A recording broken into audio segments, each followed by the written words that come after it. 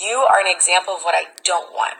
Now, it might take you a year to get over something. It might take me 48 hours. People look at a failed situation as, oh my God, now I have to start over. I remember I used to be like that all the time. Like, God, I just got to know this guy. I really got attached, and now I have to learn someone else's favorite color, their middle name, and all their siblings and their signs, right? But you're not really starting over. You're not starting from scratch when you're starting over. You're starting with experience. Makes all the difference. You're starting with experience. You're not going into this blind like you once did. I practice non-attachment, so it doesn't take me a year to get over someone. Non-attachment, not to be confused with anti-love. Non-attachment, the best way that it was explained for me. Non-attachment is a tree, allowing birds to perch and fly away.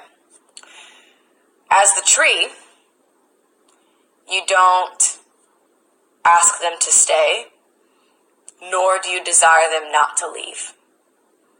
And once your heart is wired that way, you're on your way. You got some life lessons under your belt now. Big stepper. Oh, that's my aunt texting me. What's up, auntie, if you're watching this? I know you're watching this because you love me.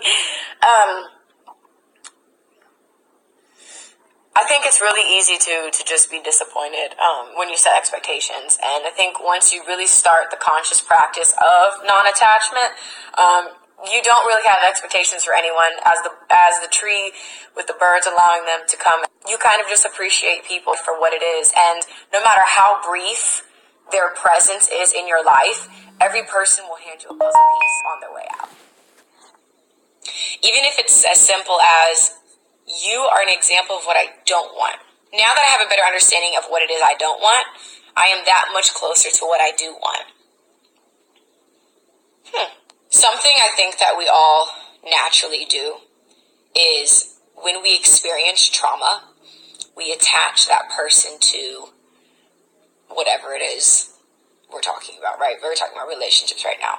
So I've been hurt by Gregory, and I see relationships through the lens of how my experience was with Gregory.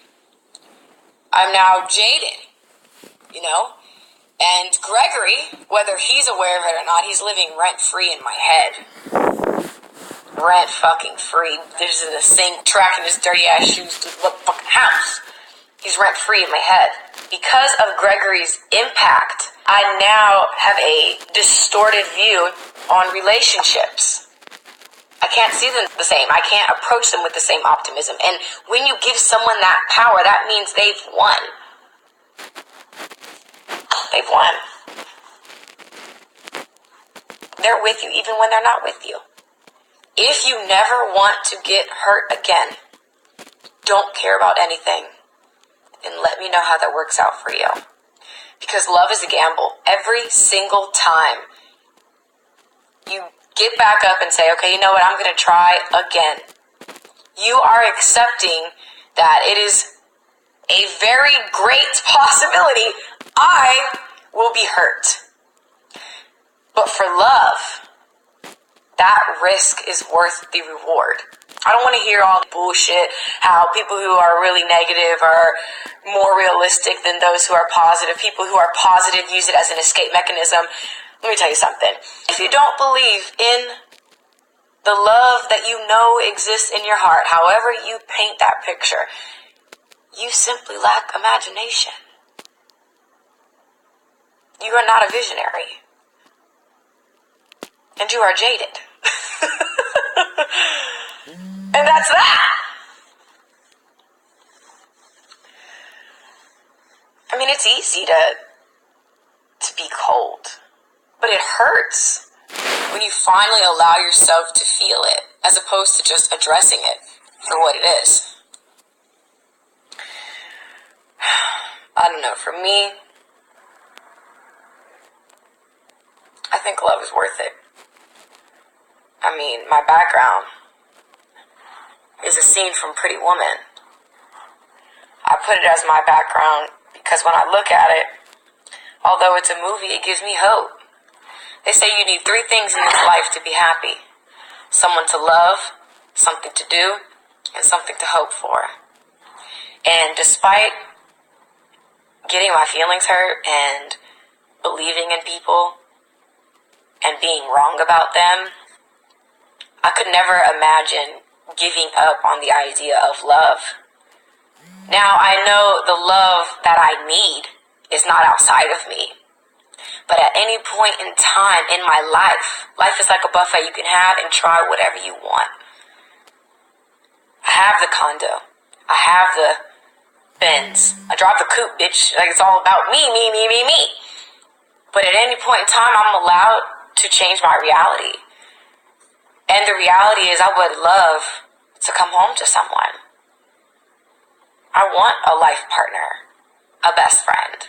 And if that is ever to be a possibility, I have to know in my heart that that person will find me. I don't match energy. Because that's why a lot of you don't get what you want. You're too busy matching energy, treating people how they treat you, and that makes you no better. I stay aligned with what I want. And on the days I'm not motivated, I'm disciplined. And yeah, I believe in love. I don't have to settle. I'll leave the settling to y'all. Okay, baby? Because I got imagination, baby, and I want the fairy tale. And if you won't give it to me, someone will. Oh, and honey, he's going to be a lucky man, honey.